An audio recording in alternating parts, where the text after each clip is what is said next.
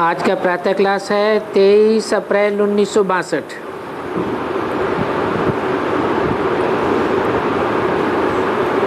आज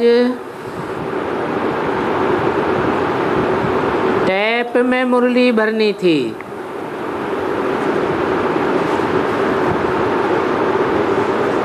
परंतु टैप नहीं है।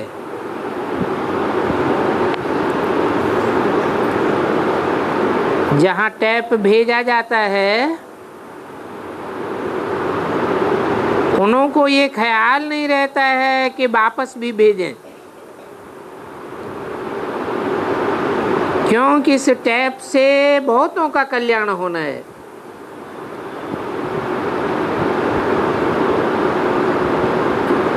बहुत टैप सुनेंगे, परंतु गफलत में रख लेते हैं,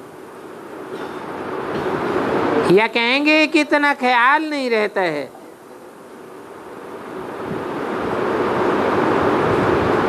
ये टैप में अविनाशी ज्ञान रतन है। अविनाशी इसलिए कहेंगे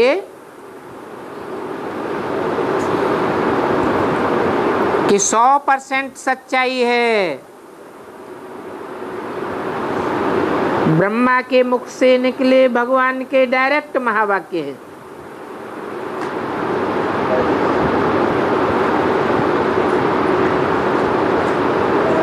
हूबहू सुनाने वाले हैं। इनसे मनुष्य 21 जन्म के लिए सदा सुखी, सदा पवित्र और शांत बनते हैं।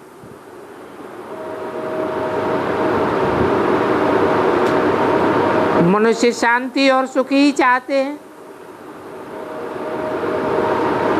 सुख के लिए ही धन कमाते हैं। शांति के लिए देखो कितने धक्के खाते हैं। सन्यासियों की पिछाड़ी, परंतु वो चीज मिलती ही नहीं है, क्योंकि बेचारे मनुष्य जानते ही नहीं हैं कि दुनिया में सुख शांति कब होती है।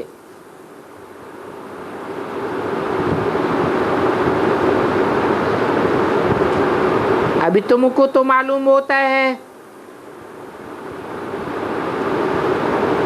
तो दिल में आना चाहिए अब ये सुख सभी को कैसे पहुंचावे।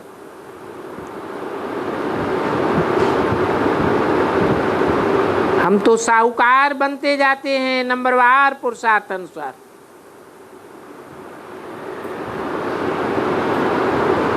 हम जो कमाई करते हैं वो कमाई दुनिया में बिल्कुल कोई नहीं कर सकते हैं। मनुष्यों को जास्ती पैसे होते हैं,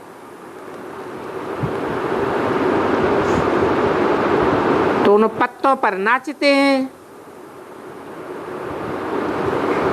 हमारी तो कोई बाहर की फलक नहीं है, फिर भी हमारी कमाई कितनी भारी है।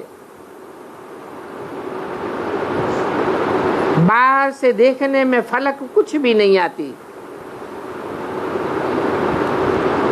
हम अपनी फलक को दबाते रहते हैं, क्योंकि हमको तो बैगर टू प्रिंस बनना है।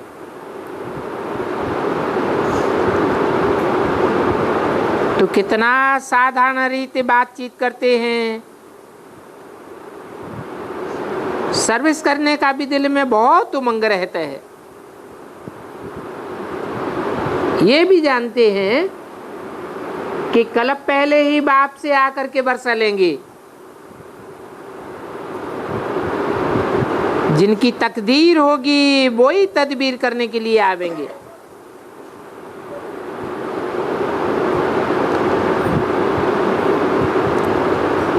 मनुष्य तो बिल्कुल तुच्छ बुद्धि है।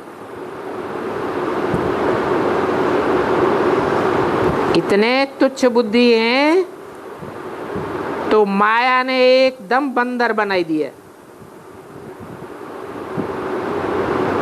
फिर उस माया पर बाबा जीत पहनाते हैं।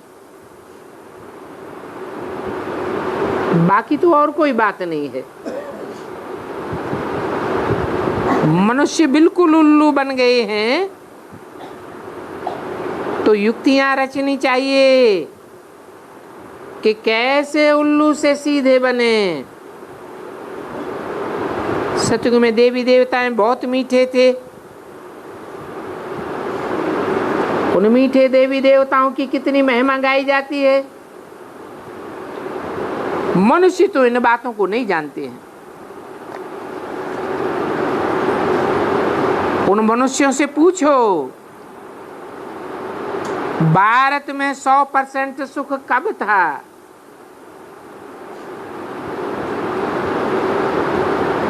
कहेंगे दुनिया तो होती है सुख दुख के रूप में, परंतु अपन तो जानते हैं कि सुख की दुनिया आधी अलग है और दुख की दुनिया आधी अलग है।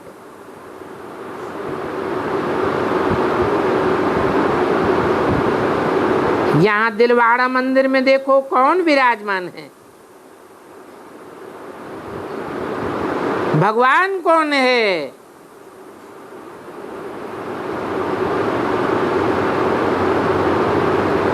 भगवान को देवता कहा जाता है क्या?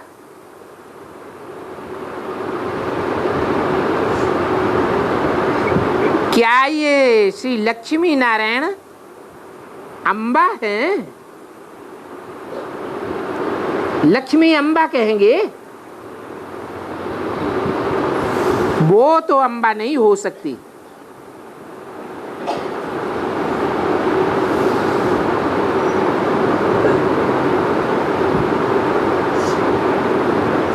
लक्ष्मी नारायण को उनके बच्चे माँ बाप कहेंगे। फिर ये जगत अम्बा कौन है? सारे जगत की अम्बा। तो उन अम्बा का भी ऑक्यूपेशन समझाना पड़े। कि वो सिर्फ भारतवासियों की अम्बा नहीं है। भारतवासी तो है ही सूर्यवंशी चंद्रवंशी, वो तो सब धर्म वालों की अम्बा है।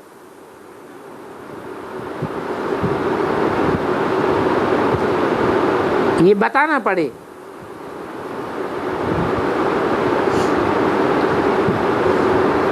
लक्ष्मी को तो पूजते हैं पैसे के लिए, परंतु जगदम्बा को तो लक्ष्मी नहीं कहेंगे,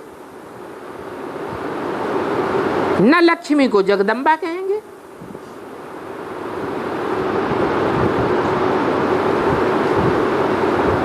ये आदिदेव क्या करके गया?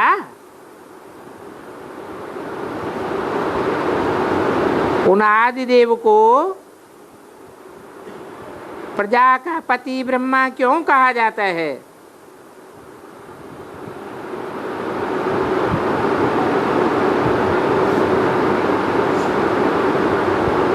प्रकृष्ट रूपेण जायते, प्रकृष्ट रूप से जिसका जन्म होता है, प्रत्यक्षता रूपी जन्म होता है, उसको जन्म देने वाला है। तो ये प्रजा कैसे रची? पहली पहली प्रजा कौन है?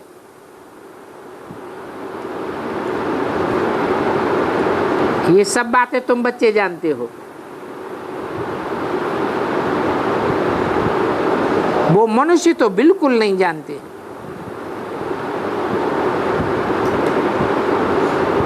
झुंड के झुंड जाते रहते हैं गुरुओं के पास, कोई किस्मत के, कोई किस्मत के। तो अलग अलग मत वालों को समझाना भी मुश्किल हो जाता है।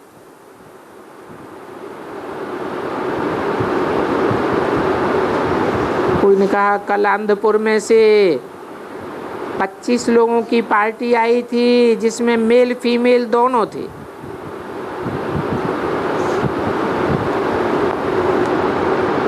अब बाबा तो जानते हैं कि ये बरोबर अलग अलग मत वाले कौरव कौए हैं, सिर्फ अपनी ही काव काव करते रहते हैं। जो भी काव काव करते हैं उसका भी पूरा अर्थ नहीं जानते।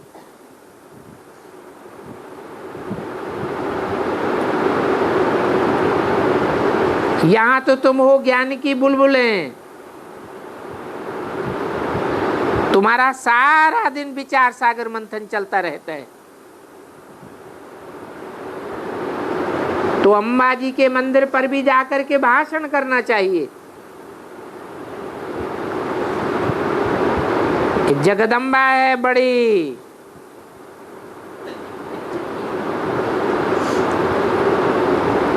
उनको बहुत मान देते हैं। वहां जगदम्बा का बड़ा भारी मेला लगता है। तो समझाना है कि जगदम्बा का इतना भारी मेला क्यों लगता है। कोई तो कारण होगा। लक्ष्मी के मंदिर में इतना मेला क्यों नहीं लगता। वो बेचारे तो कुछ भी नहीं जानते, उनको बताना पड़े कि जरूर जगदम्बा ने बाप से मिलन मेला सबसे जास्ती मनाया है। तो उसकी यादगार में जगदम्बा का मेला बड़ा भारी लगता है। उन्हें बताना है कि हम तो उस जगदम्बा और जगत पिता के बच्चे हैं।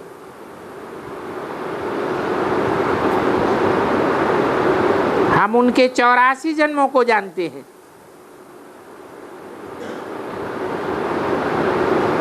उनको बताओ तुम तो एक जन्म को भी नहीं जानते।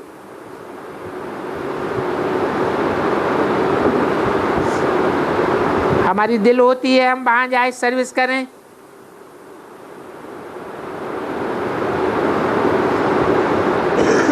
परंतु माँ बाप तो वहां जा नहीं सकते हैं।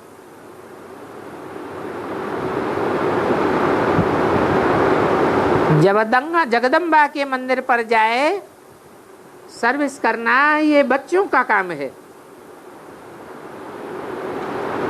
जो लकी सितारे होंगे वो ही जावेंगे। इन बातों को समझाने में बड़ी विशाल बुद्धि चाहिए। जगदम्बा के लिए लिखना चाहिए कि जगदम्बा कौन थी।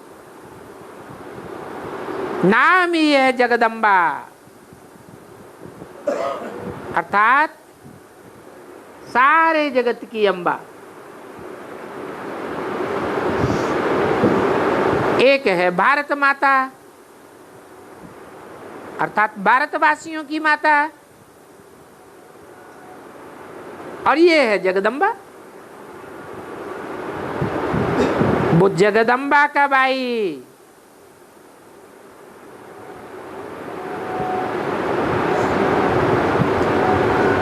भारत माता ने कब पार्ट बजाया? जगत किसे कहा जाता है? जब 500 करोड़ दुनिया की आबादी होती है तो जगत कहा जाता है। जरूर जगदम्बा जगत में प्रत्यक्ष हुई होगी।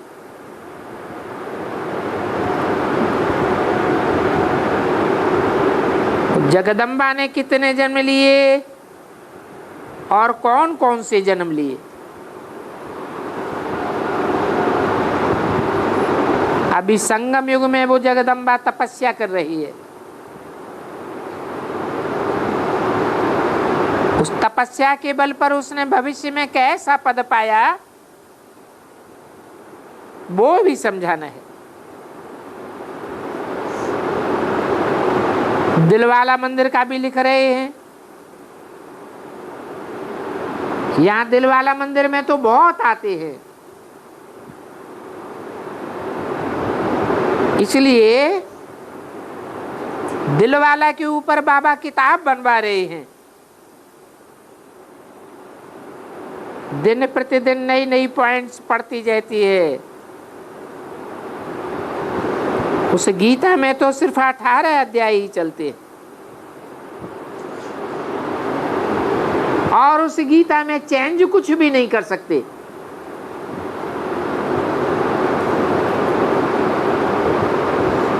कहेंगे उस गीता भागवत आदि में कुछ भी नहीं है,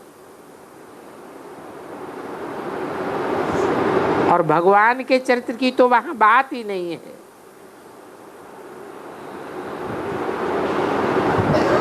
कहेंगे कृष्ण के चरित्र हैं। अब कृष्ण तो कलाओं में बांधा जाता है, भगवान की उपमा तो सूर्य से दी जाती है। सूर्य को कलाओं में बांधा जा सकता है क्या? भगवान तो कलातीत है।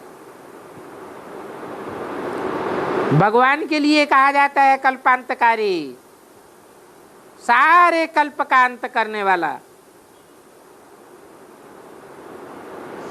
उन्होंने तो कृष्ण को द्वापर में ठोक दिए। अभी तुम तो जानते हो कि हु इज हु, और शिव बाबा कौन है। तुम जानते हो कि शिव बाबा के तो 84 जन्म नहीं कहेंगे, उनका तो एक ही जन्म का पार्ट है।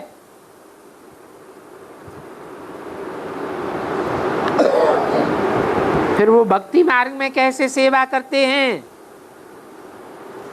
वो भी बतलाते हैं।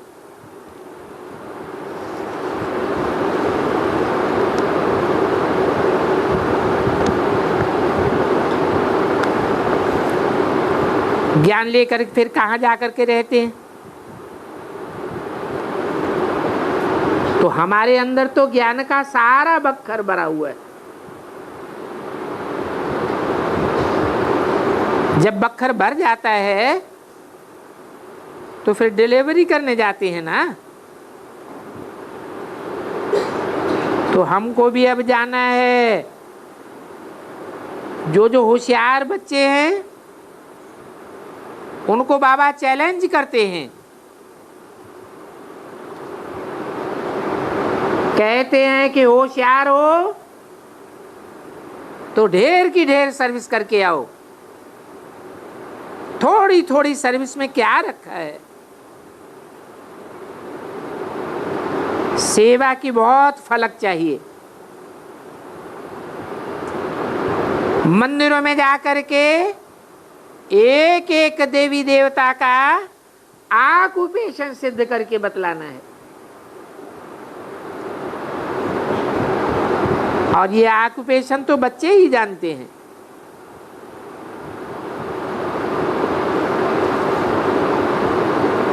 बाबा तो दिल वाला बाबा है। एक एक बच्चों की दिल लेके चले जाते हैं। जैसे लौकिक बाप बच्चों को वर्षा देकर चले जाते हैं।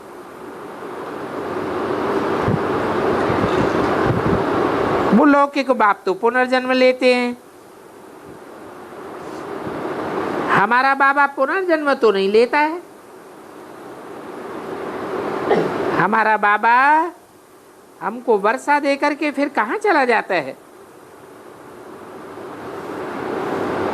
तो ये विचार सागर मंथन करने की बात है। हमारा विचार सागर मंथन चलता रहता है। ये बातें मनुष्यों को कैसे समझावें। बाबा का ख्याल चलता था कि लाइब्रेरी तो यहाँ होनी चाहिए जहाँ हम बैठे हैं। यहाँ का दुनिया में कोई को पता नहीं है। ये दिलवाड़ा मंदिर में भी लाइब्रेरी खोलनी है।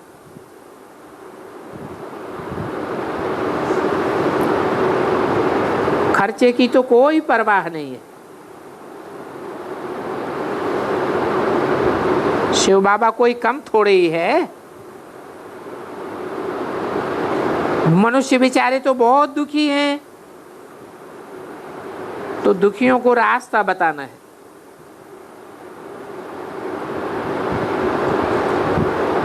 जो भी सुख मिलता है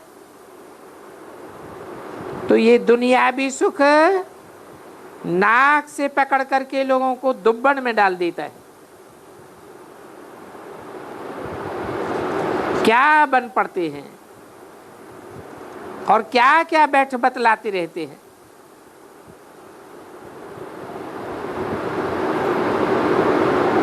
कल्प क्या इतने लाखों वर्ष का है।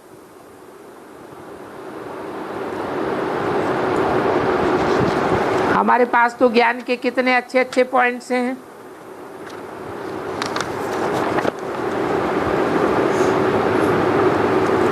अभी तुम बच्चों को मालूम हुआ है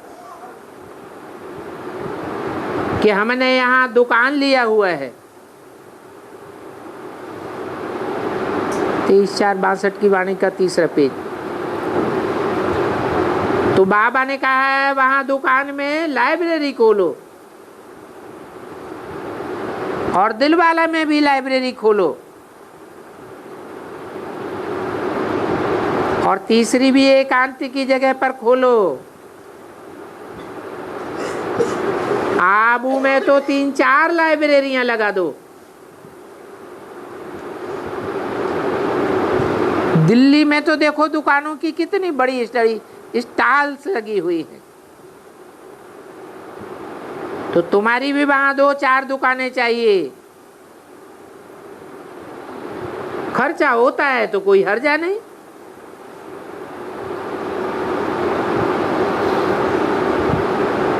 दुकान में आए मनुष्य ऐसा सौदा लेंगे जो भविष्य में सदा सुखी बन जाएंगे।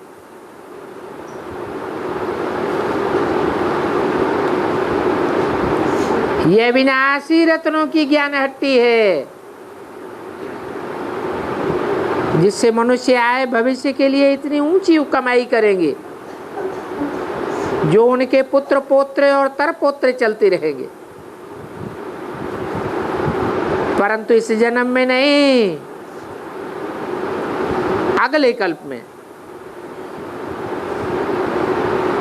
हम बाप बनेंगे, फिर पुत्र पोत्रे परपोत्रे तरपोत्रे बनते रहेंगे। वहां आयु बड़ी लंबी होती है। 21 जन्म लंबी आयु होती है।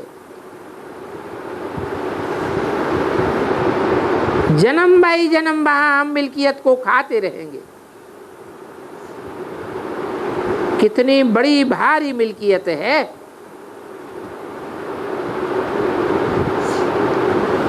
ये बाबा तो है वंडरफुल अफलातून।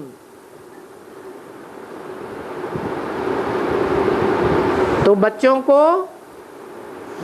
धूमधाम से लाइब्रेरी खोलनी है।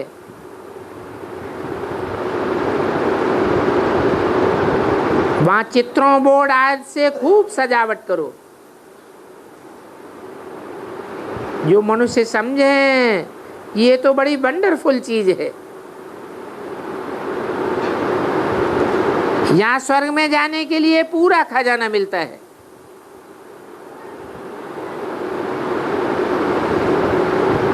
स्वर्ग का मालिक बनना होता है ना। तो बाबा तुम बच्चों को कितनी अच्छी युक्तियां बताते हैं। ये दिलवाला है नंबर 1 मंदिर, और ये हमारे लिए ही यादगार बना हुआ है और हमारा ही यादगार है।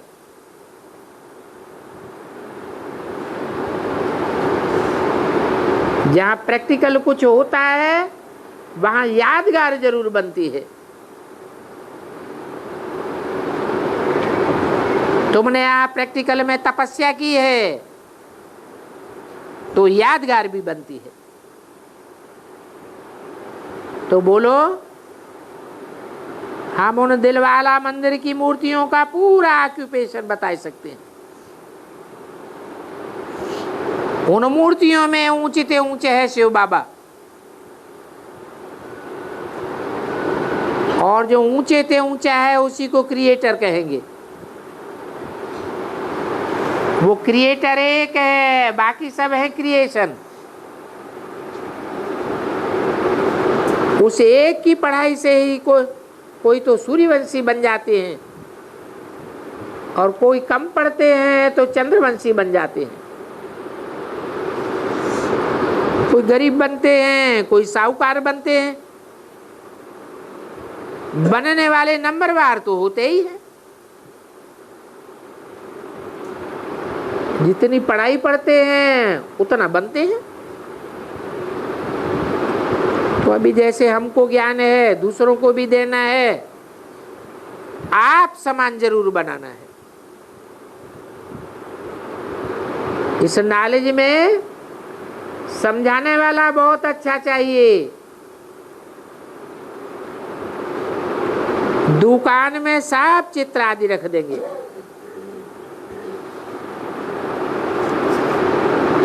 तुम्हारा फर्स्ट क्लास दुकान होगा। बाबा तो है ही जादूगर, बैठे बैठे जादूगरी का काम करते हैं। रत्नागर भी है, कैसे अच्छे अच्छे रत्न गढ़ करके तुमको देते हैं। मनुष्यों ने तो झूठी गीता को कितना ऊंचा रख दिया है। जिस गीता को पढ़ते पढ़ते हम बिल्कुल झूठे बन पड़े, झूठ खंड के मालिक बन पड़े। अब इस सच्ची गीता से हम सचखंड के मालिक बनते हैं।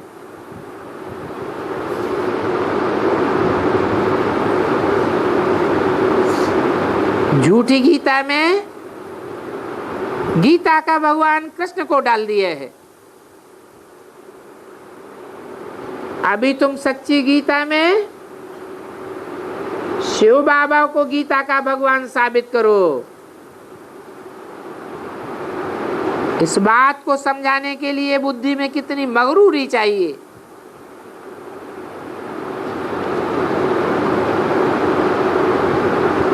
ऐसी सर्विस का नशा बहुत होना चाहिए।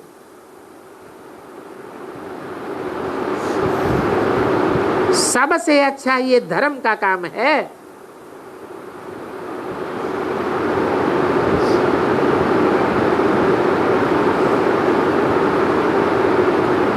कौन सा काम बताया? सिद्ध करो गीता का भगवान कौन है, कृष्ण है या शिव बाबा है।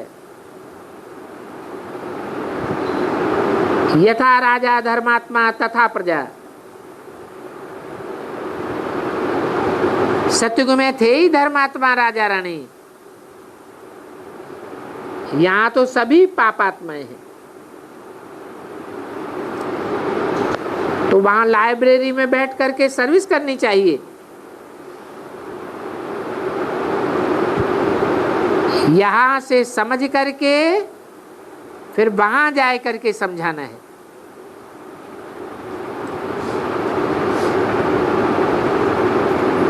वहां फिर बहुत आवेंगे और धीरे धीरे तुम्हारा नाम बाला होता जाएगा। तुम्हारी नॉलेज तो बिल्कुल क्लियर है,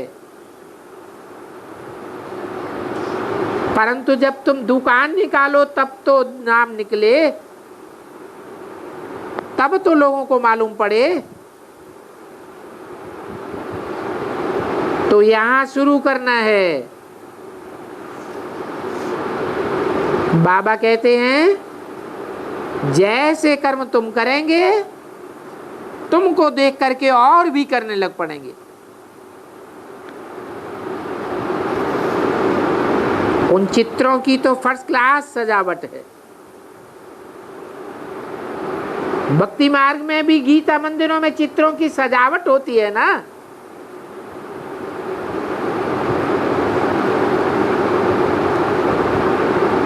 जो बीके हैं वो नंबर 1 जा करके महसूस करेंगी दुकान का।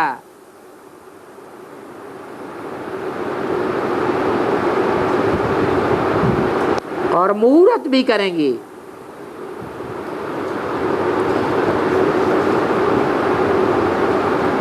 हम वहां बहुत अच्छे अच्छे चित्र रखेंगे, बहुत महिमा करवाते हैं। किताब भी दिलवाला का अच्छा करके बनावेंगे।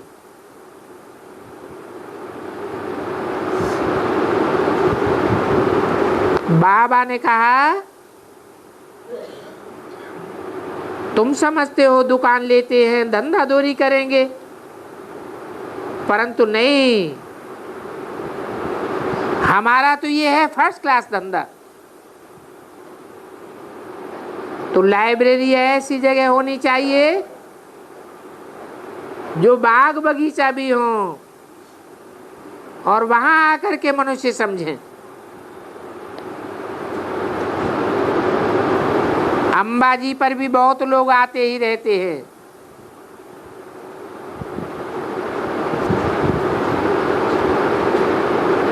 कोई को बच्चा पैदा न होगा, कोई बीमार होंगे तो जावेंगे अम्बा के पास।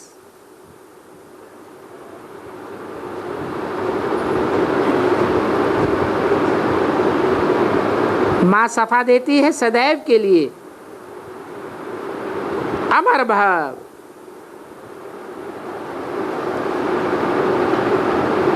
इक्कीस जन्मों के लिए तुम्हें काल नहीं खावेगा।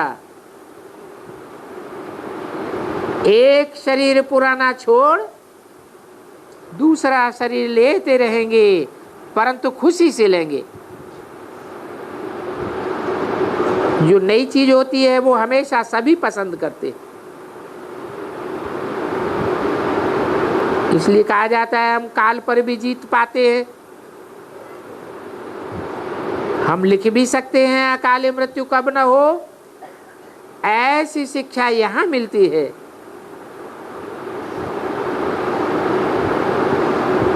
और इस दुनिया में गरीब तो हैं ही। 100 गरीब निकलेंगे, उनमें एक साहूकार निकलेगा। उन साहूकारों में भी नंबरवार होंगे। हम तो इस दुनिया के गरीबों और साहूकारों को साक्षी होकर के देखते रहते।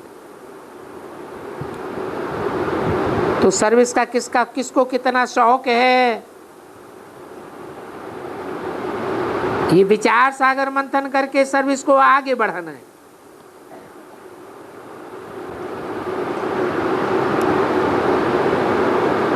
ओम शांति।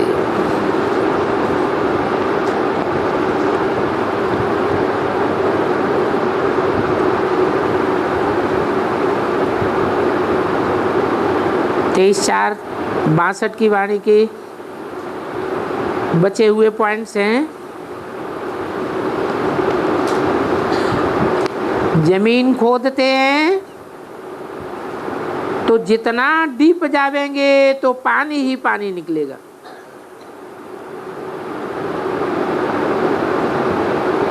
जितनी गहराई में जावेंगे उतना गहरा पानी, फर्स्ट क्लास पानी निकलेगा।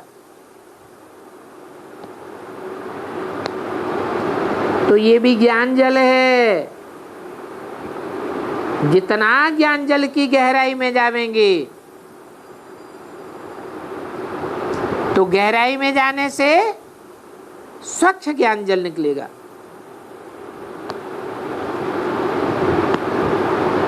वो गहराई में जाते हैं, स्वच्छ जल निकालने के लिए कितना खर्चा करते हैं। समझते हैं कि पानी भी बहुत मिलेगा।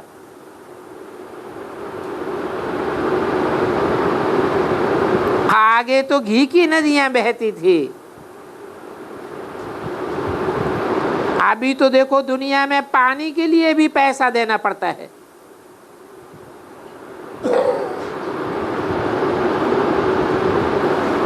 पीने के लिए पानी का मीटर लगाते हैं।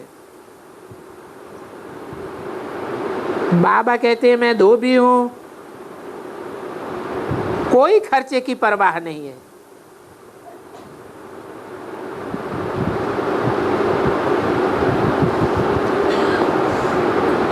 खर्चा करने वाली हमारे घर से गई है, सिर्फ सच्ची दिल से सर्विस करती रहे, इसमें गफलत नहीं करो। विचार सागर मंथन के बगैर इन्वेंशन नहीं निकल सकती। जितना जितना विचार सागर मंथन करते रहेंगे,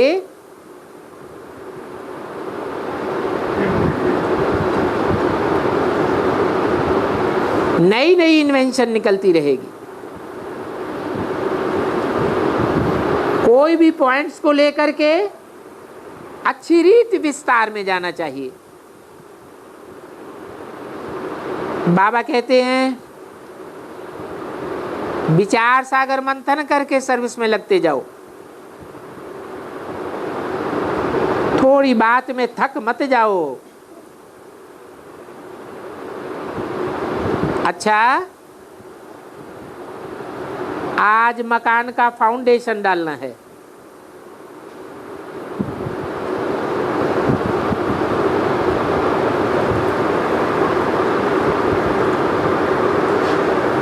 सभी का मुख मीठा कराए देंगे।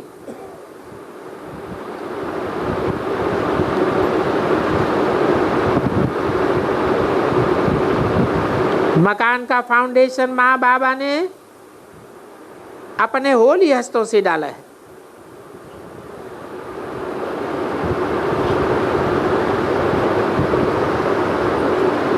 नारियल का पानी, बगीचे से फूल और पानी छांटा गया है। फिर माँ बाबा ने भी लकी सितारों को खोदने का फाउंडेशन भी डाला।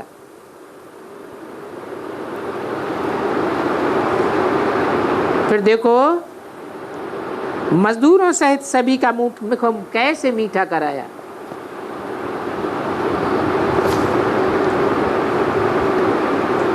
और एक छोटी सी वाणी है 29/5/62 की, रिकॉर्ड है रात के राही थक मत जाना। अभी मन मना भव का अर्थ तो समझ गए। मन मना भव कहने से कोई भी सुनेंगे तो फिर भी समझेंगे ये गीता के महावाक्य हैं।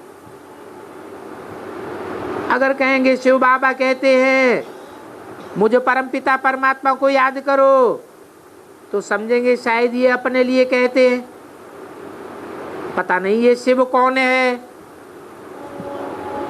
पता नहीं इनका शास्त्र कौन सा है। तो बाबा मनमना भव का अर्थ भी समझाते हैं,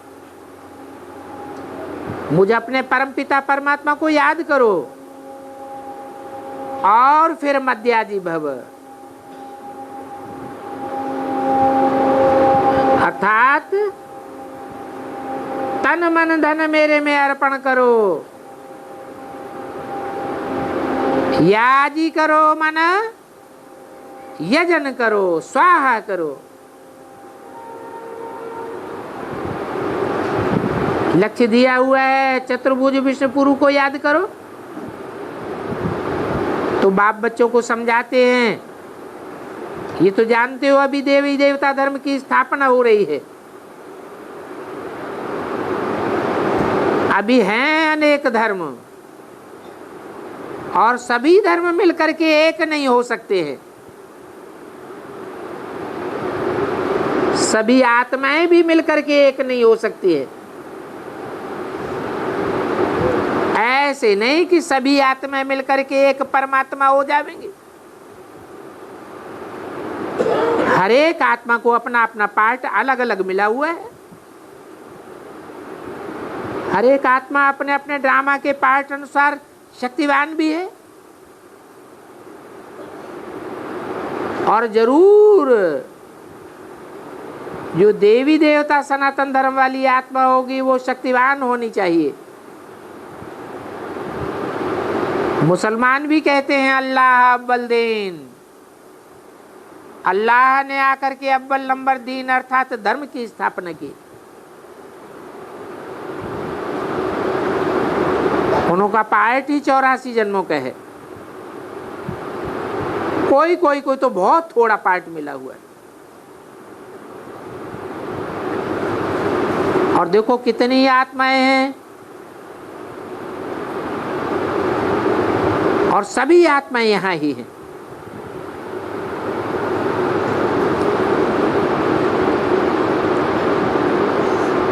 साढ़े 500 करोड़ आत्माएं हैं। ऐसे नहीं कि देवी देवता धर्म की स्थापना करने अथवा देवता धर्म की सोल ऊपर से आती है।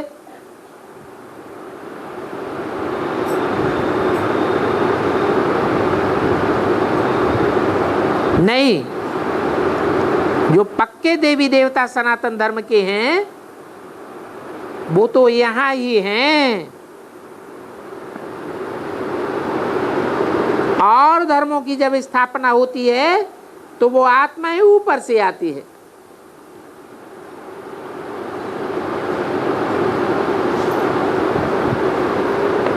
जो पक्के देवी देवता धर्म के हैं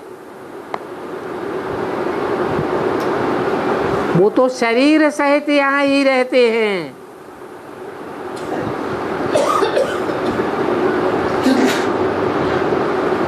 क्राइस्ट आवेगा तो उनके धर्म की सभी आत्माएं ऊपर से आवेंगी।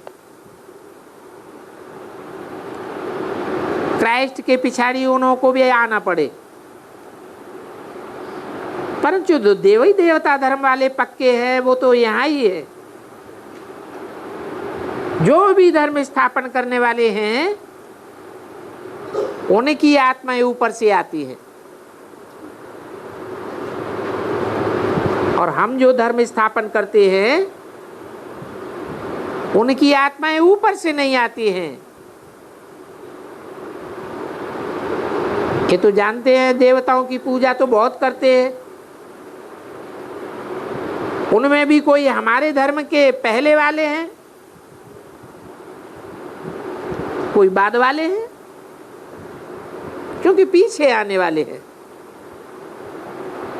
जो पीछे आते हैं तो हम समझते हैं ये बैकुंठ में तो नहीं आ सकेंगे।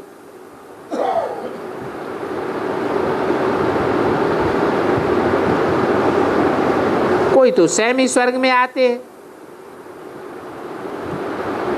ऐसे भी नहीं है कि 33 करोड़ देवताएं त्रेता के अंत तक आ जाते हैं। ये तो इस समय तक आते रहते हैं। जो पिछाड़ी में आने वाले हैं वो शुरू में आ नहीं सकते। वो पिछाड़ी वाले ज्ञान भी नहीं लेंगे। ज्ञान लेने वाले पहले वाले से कीलदे ही होंगे। सारी छांटनी होती है। भक्ति मार्ग वाली आत्माएं पीछे आवेंगी। जो सत्युग त्रेता में आने वाली आत्माएं होंगी वो ही आकर के ज्ञान लेंगी। कितनी आत्माएं आकर के ज्ञान लेंगी हैं? 33 करोड़ आकर के ज्ञान नहीं लेंगी। आकर के ज्ञान लेने वालों की संख्या 10 करोड़ ही होगी। वो सतयुग और त्रेता में आने वाली आत्माएं होंगी। ये विचित्र बातें हैं। इन बातों को और कोई नहीं समझ सकते हैं। हमारी आत्माएं भी यहाँ ही हैं, उनमें भी फिर छांटते हैं। जो शिकील दे होंगे उनको तो झट कशिश होगी, ज्ञान की दो बातें सुनते ही कशिश होने लगेगी। वो कोई ऊपर से नहीं आवेंगे, ऐसे भी नहीं है कि यहाँ जो शुरू से हैं वो शिकील दे, नहीं। तुम देखते हो पिछाड़ी में आए हुए पुरानों से भी आगे जा रहे हैं, तो कोई देरी से भी आवेंगे। जिनका जिस समय पाठ है उसी समय आकर के बजाते हैं। जैसे भ्रमरी कीड़ों को ले आती है, तुम भी भ्रमरियां हो, तुम कीड़ों को ले नहीं आते हो, तुम्हारे पास कशिश करके खींचे चले आते हैं, उनको तुम भू भू करते हो। और धर्म वालों की आत्माएं तो शुद्ध होती हैं, ऊपर से आती है। ये तो तुम अशुद्ध आत्माओं को शुद्ध बनाने में मेहनत करते हो। तुम्हारी बातें बिल्कुल न्यारी हैं। दुनिया ये भी नहीं जानती है कि देवता धर्म प्रायः लोप है, और तो सभी मठ पंथ हैं, देवताओं की पूजा भी करते हैं, परंतु जानते बिल्कुल नहीं। अभी हम जानते हैं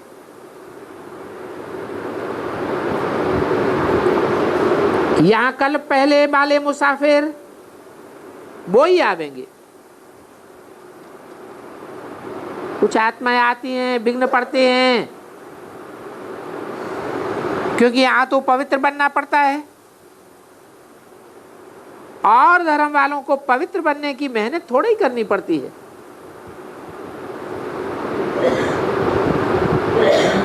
इस धर्म की स्थापना में कितनी मेहनत है। भक्ति मार्ग में कितने शास्त्र बनाए हैं, कितने मठ पंथ हैं, और कितने एक दो को ज्ञान देने वाले हैं। यहाँ हमारा तो कोई भी मनुष्य गुरु नहीं है। माला की कितनी पूजा होती है, कितना माला को सिमरते हैं, अनेक प्रकार के मंत्र कैसे मिलते होंगे, परंतु विचारों को अर्थ का कुछ भी पता नहीं है। विद्वान पंडित तो बिल्कुल नहीं जानते। तुम बच्चे जानते हो कि ये ब्रह्मा है, ये विष्णु है, ये शंकर है। माला भी बनी हुई है, अपनी अपनी अवस्था और योग के अनुसार समझ सकते हैं। यहाँ की माला ट्रांसफर हो जाएगी और रुद्रमाला बनेगी।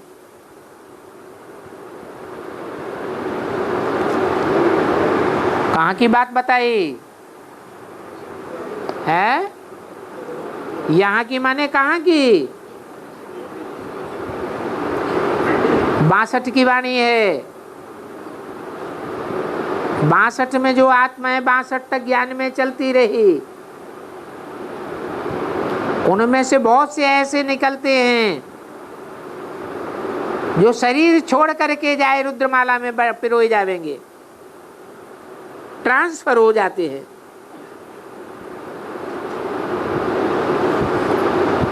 फिर रुद्रमाला के मण के विजय माला में पिरोए जाते हैं।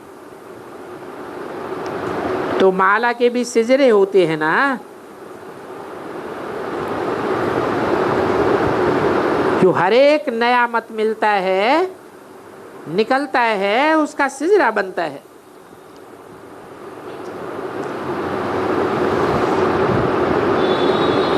जो सबसे जास्ती उत्तम हैं वो तुम्हारे मंदिर बने हुए हैं।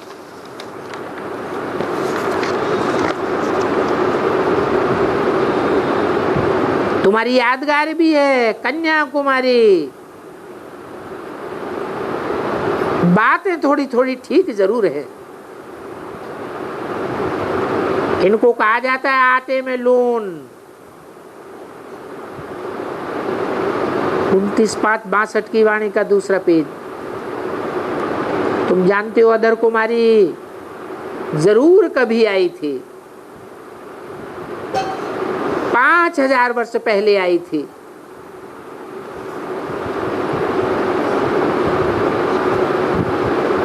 कौन हुई अदर कुमारी? है छोटी मम्मी अदर कुमारी हुई।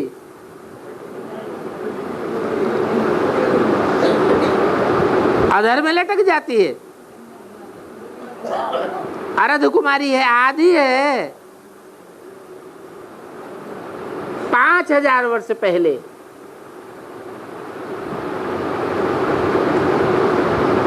जिनों के इतने मंदिर बने हुए हैं। आदिदेव भी आया था, प्रजापति द्वारा, ब्रह्मा द्वारा नई दुनिया अथवा प्रजा रची गई थी। वास्तव में ये नई दुनिया है ब्राह्मणों की।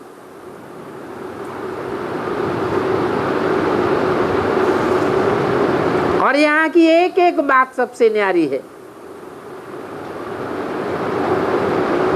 क्योंकि यहाँ राजधानी स्थापन होती है। और धर्मों में राजधानी स्थापन नहीं होती है। वो धर्म पिताएं आते हैं, सिर्फ धर्म की स्थापना करते हैं, राजधानी स्थापन नहीं करते। अभी तुम बच्चों को योग और ज्ञान से लाइट का माइट का ताज मिलता है। देवताओं को पवित्र कहा जाता है, हिज होलीनेस, हिज मैजेस्टी भी कहा जाता है। वो देवताएं तुम बनते हो। वहां कहा ही जाता है महाराजा महारानी। अभी तुम यहाँ आए हो महाराजा महारानी बनने के लिए, परंतु ये बातें कोई शास्त्रों में नहीं है। हमारे लिए तो सभी धारणा आदि दूर की बातें तो है नहीं,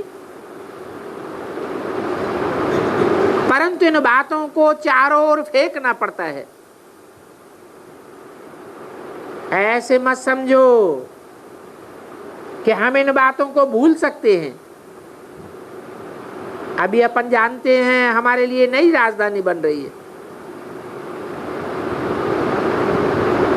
यहां तो इस दुनिया में प्रजा के ऊपर प्रजा का राज्य। सभी अंधे की औलाद अंधे हैं, और सभी धर्म वाले तो जानते हैं कि हमारा धर्म फलाना है और धर्म पिता फलाना है। वो धर्म किसने स्थापन किया, कब स्थापन किया, सारा पता है। परंतु देवता धर्म वाले अपने को भूल गए कि देवता धर्म का धर्म स्थापक कौन है, कब स्थापन हुआ, कोई को पता नहीं। हाँ, इतना कहेंगे गीता भारत का शास्त्र है, फिर कह देंगे वेद सबसे ऊंचे हैं। वास्तव में वेद सबसे ऊंचे नहीं है, ये गीता ही है माई बाप। बाकी सभी वेद शास्त्र हैं गीता के पत्ते। थुर देवी देवता धर्म का है।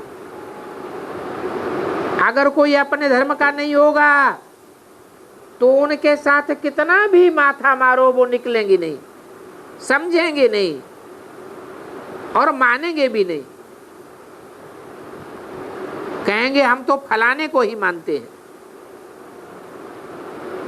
वास्तव में मानना चाहिए अपने धर्म वालों को। और मुख्य हैं 4 धर्म, और 4 धर्मों के 4 शास्त्र हैं।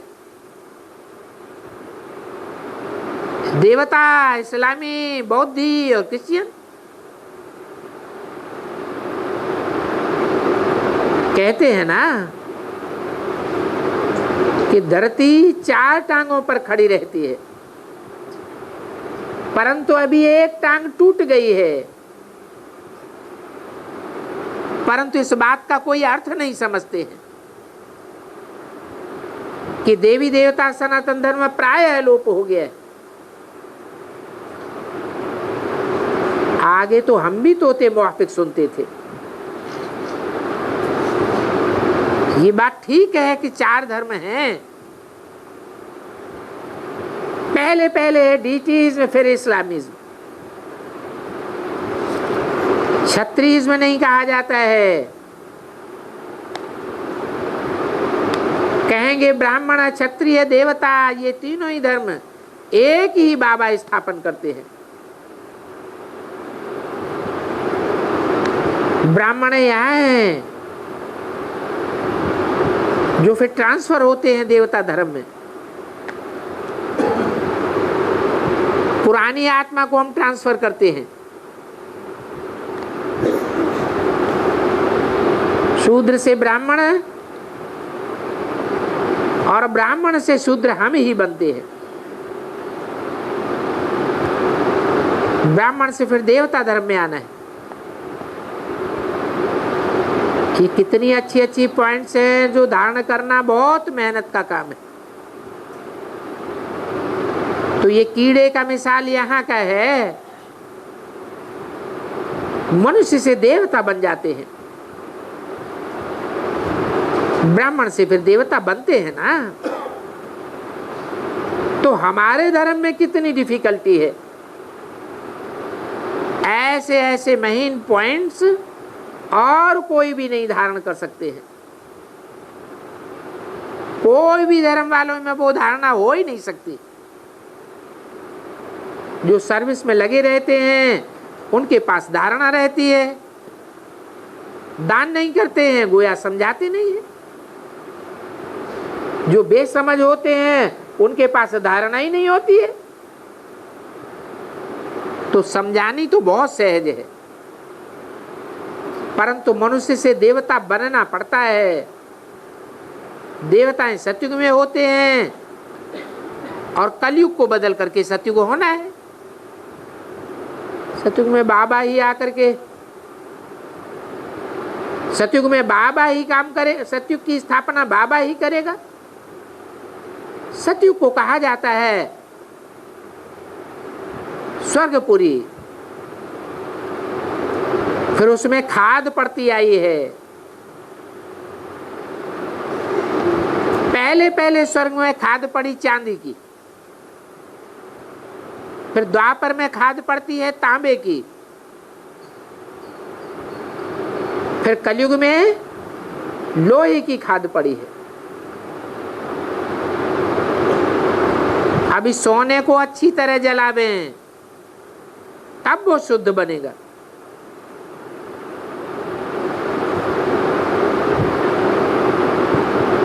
शुद्ध बन करके फिर उसका जेवर तैयार होता है।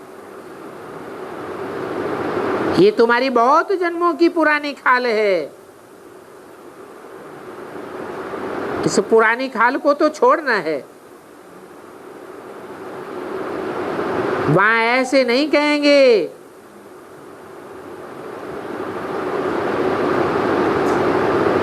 कि मर जावेंगे, नहीं, पुराना शरीर छोड़ नया शरीर लेते हैं। ये तो पुरानी जूती है। आत्मा और शरीर दोनों शुद्ध बन जाते हैं। ज्ञान को रिफाइन करके धारण करके समझाना है। नहीं समझ में आता है तो आकर के पूछना है और विचार सागर मंथन करते ही रहना है। ऐसे नहीं वहां बाहर में गए और सब भूल गए। नई नई पॉइंट्स रिप्लेस होती रहती है। तो जरूर कहेंगे पहले अलफ बे का ज्ञान था, अभी तो ज्ञान भी गुह्य से गुह्य होता जाता है।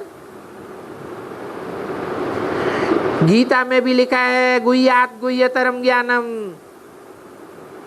तो जरूर कोई ये बातें समझावेंगे ना, अच्छी तरह से समझो। वो ये बातें समझने की खुशी तो रहती है ना।